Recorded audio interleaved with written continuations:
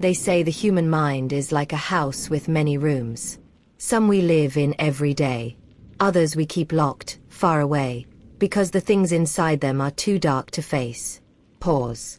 But sometimes, the door opens by itself.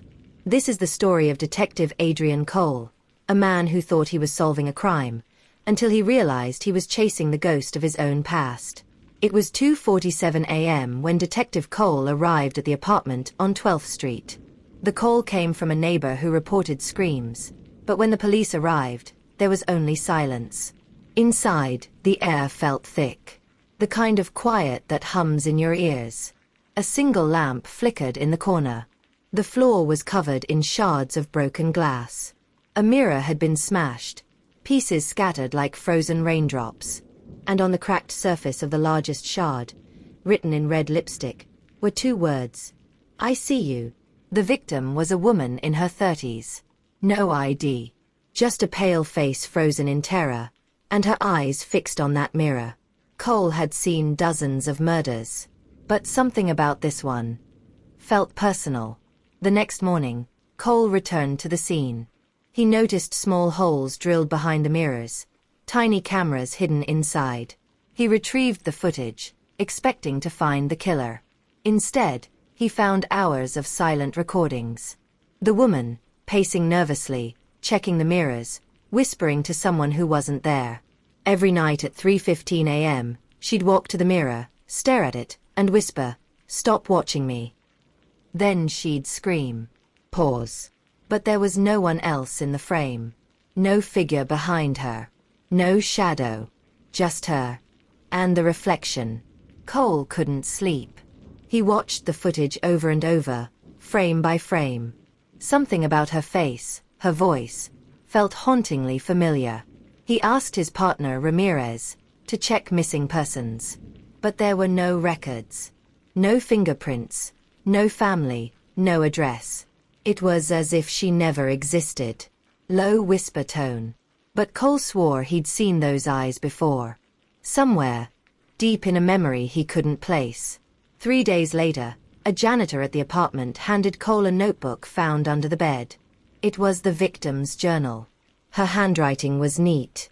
At first. Then messy. Then frantic. The first entry read, "He's back. He says he forgives me, but I know what he wants. He wants to make me remember." Later entries became more disturbing. "I can hear him breathing through the walls. He watches me sleep. The mirror isn't showing me anymore. It's showing him." Pause. Cole's hands shook as he turned the pages. The last entry, dated a day before her death, said, "He's wearing the same face now. I can't tell who's real anymore." That night, Cole sat at his desk staring at the crime scene photos. Something caught his eye, a small framed picture on her nightstand. The glass was cracked. He leaned closer. The woman's face was clear, but next to her, smiling, was a man. And that man was him. Pause. Heartbeat grows louder. Adrian Cole. The same face. The same scar on his cheek. He dropped the photo. His throat tightened. He couldn't breathe. He didn't remember her. But she remembered him.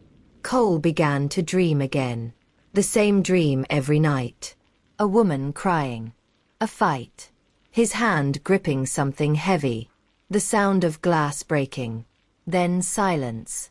He'd wake up drenched in sweat, staring into his bathroom mirror, but his reflection never moved in sync. Sometimes, it blinked slower. Sometimes, it smiled when he didn't. Soft whisper. "Do you remember now?" He smashed the mirror. Cole confronted Ramirez the next morning. "Tell me," he said, trembling. "Have I ever been married?" Ramirez hesitated. "Adrian, maybe you should see a doctor. You've been under pressure." "Answer me." Ramirez sighed, then slid a folder across the table. Inside was a marriage license. Adrian Cole and Emily Graves. His wife. She'd gone missing 2 years ago after a domestic dispute. Case unsolved. Pause. Cold silence. The victim in the apartment, was Emily. And the man who killed her was standing right there, asking questions about her death. That night, Cole went back to the apartment, the same place where everything had started. The mirror had been replaced. New tenants were moving in soon. But he needed to see it one last time. He stood before the mirror, breathing hard. And then, faintly, his reflection smiled first. "Adrian," it whispered. "You finally came back." He froze. "Why did you do it?" the reflection asked. "She loved you. She only wanted you to get help." Tears ran down his face. "I didn't mean to," he whispered. "I lost control. I thought." "You thought she was me," the reflection finished. "You thought she was the monster." The reflection stepped closer, until its breath fogged the glass. Soft whisper. "Now it's your turn to remember." At dawn, police found Adrian Cole in the apartment, sitting in front of the mirror. His service pistol was on the floor. Bloodstains on his hands. On the wall behind him, written in red marker, "I see you." When they tried to question him, he just smiled and said, "He finally forgave me." Pause. They searched the room, but there was no one else there. No footprints. No second voice on the recorder. Just the sound of Adrian's voice, talking to himself. Or maybe, to his reflection. They say every mind hides a monster. Some just hide theirs behind mirrors. Detective Adrian Cole thought he could bury the truth, but the truth has a way of looking back. Because in the end, the scariest thing you'll ever face is yourself. Music fades to silence.